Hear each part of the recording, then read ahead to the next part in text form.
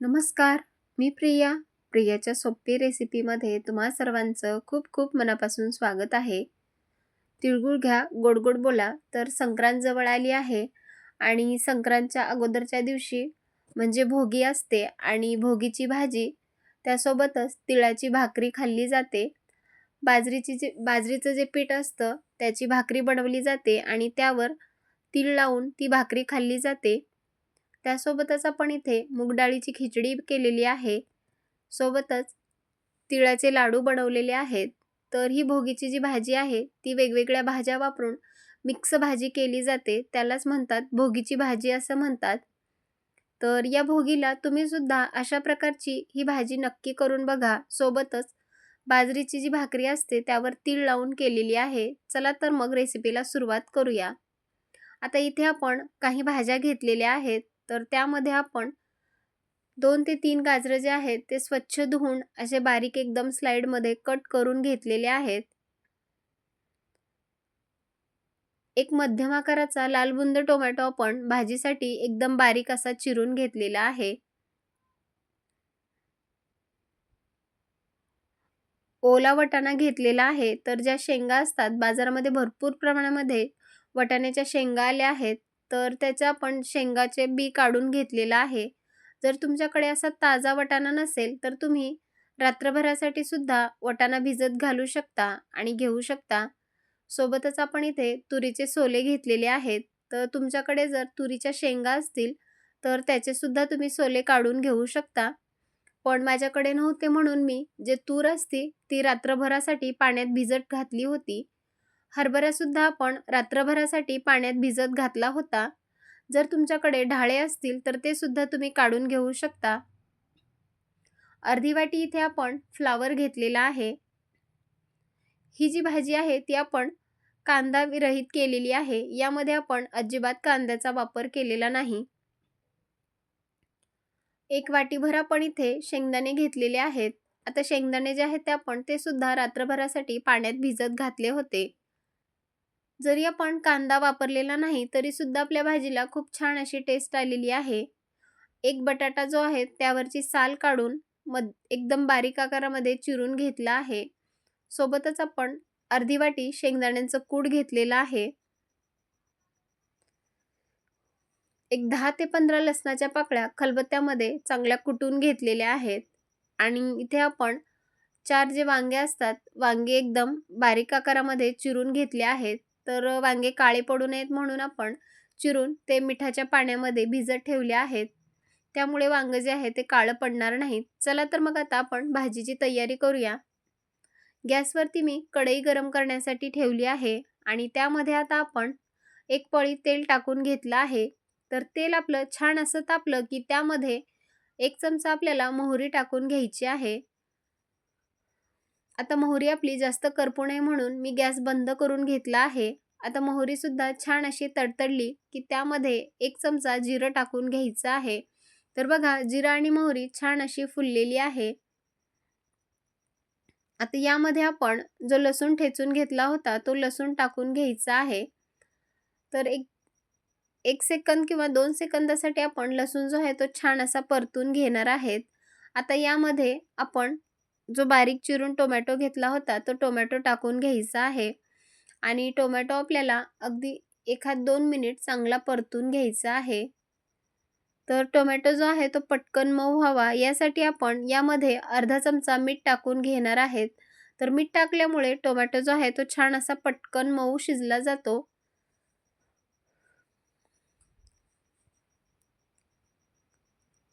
आता बघा टोमॅटो सुद्धा आपला छान असा मऊ झालेला आहे. यामध्ये आता आपण अर्धा चमचा हळदी पावडर टाकून घेतली आहे आणि परत हे जे वाटण आहे ते आपण चांगलं मिक्स करून घेणार आहेत. आता यामध्ये आपण भाज्या ॲड करणार आहेत. इथे मी जो बटाटा घेतला होता तो बटाटा टाकून घेतला आहे. गाजर टाकून घ्यायचं आहे. आता इथे तुमच्याकडे ज्या भाज्या अवेलेबल असतील त्या तुम्ही घेऊ शकता आणि ज्या तुमच्याकडे भाज्या नाहीत त्या तुम्ही स्किप सुद्धा करू शकता. कारण इथे बऱ्याच भाज्या वापरल्या जातात जसे की वालपापडी, घेवडा किंवा ऊस, बोर असे सुद्धा वापरले जातात. पण तुमच्याकडे जर नसतील तर तुम्ही स्किप सुद्धा करू शकता. आता आपण घेतलेला हरभरा, तुरीचे सोले वाटाणा आणि शेंगदाणे चांगले एकत्रित मिक्स करून घेणार आहेत. तर प्रत्येक भागांमध्ये ही भाजी करण्याची पद्धत वेगळी असते. तर तुमच्या भागामध्ये ज्या पद्धतीने भाजी बनवली जाते त्या प्रकारे तुम्ही बनवू शकता. भाज्या जे घेण्याचं प्रमाण आहे ते सुद्धा वेगवेगळं असतं. आता सगळ्या भाज्या घेतल्या की आपण हे चांगल्या तेलामध्ये 1-2 मिनिट चांगल्या अशा परतून घेणार आहेत. आता बघा इथे आपण 1-2 मिनिटासाठी या भाज्या आता छान अशा परतून घेतलेल्या आहेत. आता यामध्ये आपण काही सुके मसाले ॲड करणार आहेत. तर त्यामध्ये आपण अर्धा चमचा धने पावडर टाकून घेतली आहे. 1 चमचा गरम मसाला टाकलेला आहे. 1 छोटा चमचा जिरेपूड टाकली आहे. आता हे सर्व सुके मसाले आपण या भाजीमध्ये चांगल्या प्रकारे मिक्स करून घेणार आहेत. तर ही जी भाजी आहे ती आपण बिना कांदा वापरता केलेली आहे. कारण ही नैवेद्यासाठी वापरतात तर यामध्ये अजिबात कांदा वापरला जात नाही. तरीसुद्धा ही भाजी खायला एकदम चांगली झालेली आहे. आता या भाज्या ज्या आहेत त्या आपण वाफेवर शिजवून घेणार आहेत. तर यावरती मी कढईवरती एक झाकण ठेवलेलं आहे आणि त्यामध्ये पाणी टाकून घेतलं आहे. तर एक 10 मिनिट या भाज्या आपल्याला कमी गॅस करून शिजवून घ्यायच्या आहेत. म्हणजे जो हरभरा, वाटाणा आणि शेंगदाणे, बटाटा जो आहे तो आपण अगदी कमी गॅसवरती शिजवून घेणार आहेत. तर बघा एक 5 ते 10 मिनिट झालेले आहेत. आपल्या भाज्या आता छान अशा मऊ झालेल्या आहेत.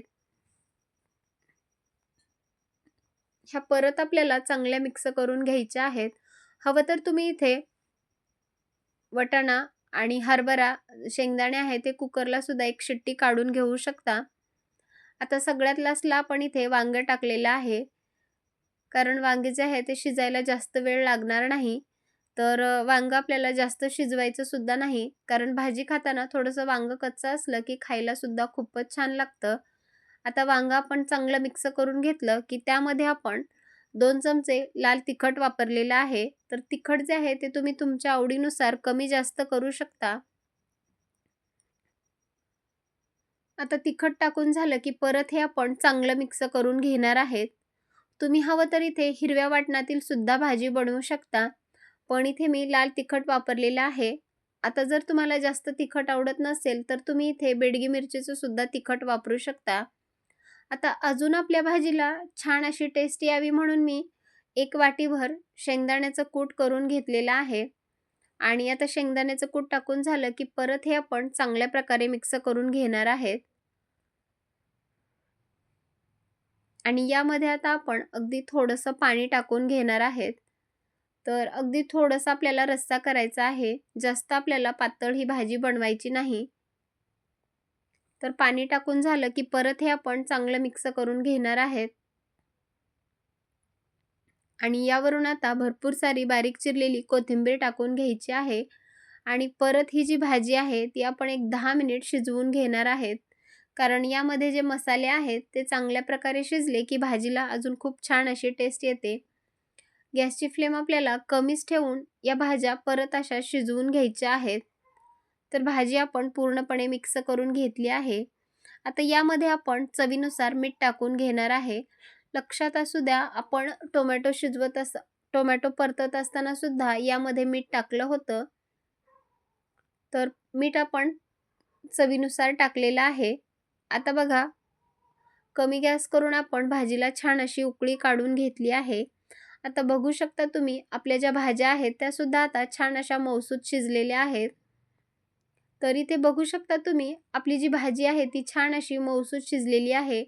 आपल्या सर्व भाज्या यामधील छान अशा शिजलेल्या आहेत.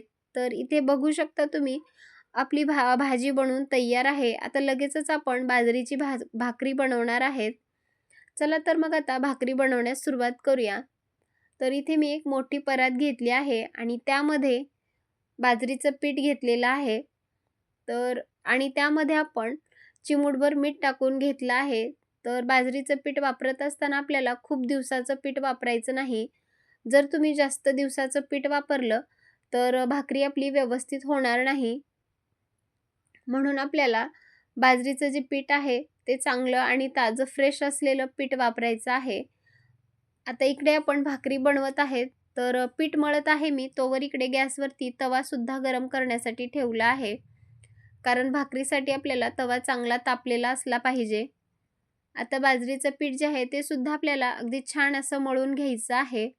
कारण जेवढं तुम्ही पीठ जास्त छान असं मळचाल, तेवढीच आपली भाकरीसुद्धा छान होते.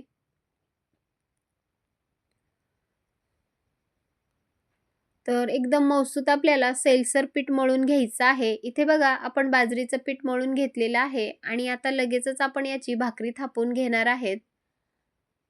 तर थोडंसं कोरडं पीठ लावून घेतलं आहे आणि ही भाकरी आता आपण थापून घेणार आहेत. तर भाकरी आपल्याला अगदी जाडसुद्धा थापून घ्यायची नाही. पातळ ही भाकरी आपल्याला थापून घ्यायची आहे.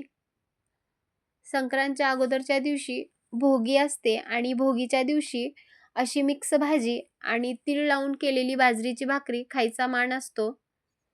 तर अगोदर आपली आजी किंवा आई अशाच प्रकारे ही भाजी आणि भाकरी बनवायची. तर त्याच प्रकारे मी तुम्हाला ही भाजी आणि भाकरी बनवून दाखवली आहे. तर इथे बघू शकता तुम्ही आपली बाजरीची भाकरी बनवून तयार आहे. आता आपण तीळ लावून घेणार आहेत. तर इथे मी गावरान पांढरे तीळ घेतले आहेत. भाकरीवर आपल्याला सर्व बाजूने तीळ असे पसरवून घ्यायचे आहेत आणि तीळ सुटू नये म्हणून परत आपण ही भाकरी जी आहे ती थापून घेणार आहेत. म्हणजे तीळ जे आहेत ते भाकरीला चिकटले जातील आणि खाली सुद्धा पडणार नाहीत. तर बघा इथे आपली भाकरी बनवून तयार आहे. आता ही भाकरी आपण लगेच भाजून घेणार आहेत. गॅसवरती मी तवा गरम करण्यासाठी ठेवला होता. तर भाकरी भाजत असताना तवा जो आहे तो चांगला गरम असायला हवा. आता तव्यावरती आपण भाकरी टाकून घेतली आहे. एक 2 मिनिटानंतर आपण भाकरी टाकली की त्याला लगेचच पाणी लावून घेणार आहेत आणि पाणी थोडंसं कोरडं झालं की ही भाकरी जी आहे ती दुसऱ्या बाजूने पलटवून घेणार आहेत. तर बघा पाणी जे आहे ते सुकलेलं आहे. आता ही जी भाकरी आहे ती आपण दुसऱ्या बाजूने पलटवून घेणार आहेत.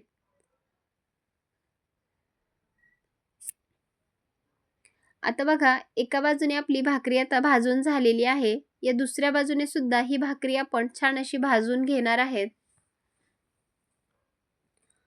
तर भाकरी भाजत असताना तवा जो आहे तो आपल्याला चांगला तापलेला असावा.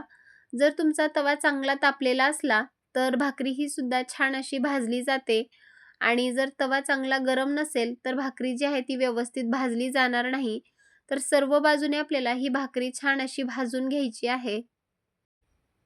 आता बघा सर्व बाजूने आपली भाकरी जी आहे ती छान अशी भाजून झालेली आहे. आता हीच भाकरी आपण पलटवून घेणार आहेत आणि बघा इथे आपली भाकरी जी आहे ती अशी टम्म फुगत आहे. तर दोन्ही बाजूने सुद्धा ही भाकरी आपल्याला छान अशी भाजून घ्यायची आहे. तर इथे बघू शकता तुम्ही आपली बाजरीची भाकरी सुद्धा भाजून तयार आहे. तुम्ही सुद्धा या संक्रांतमध्ये भोगीच्या दिवशी अशा प्रकारची मिक्स भाजी आणि तीळ लावून बाजरीची भाकरी नक्की करून बघा.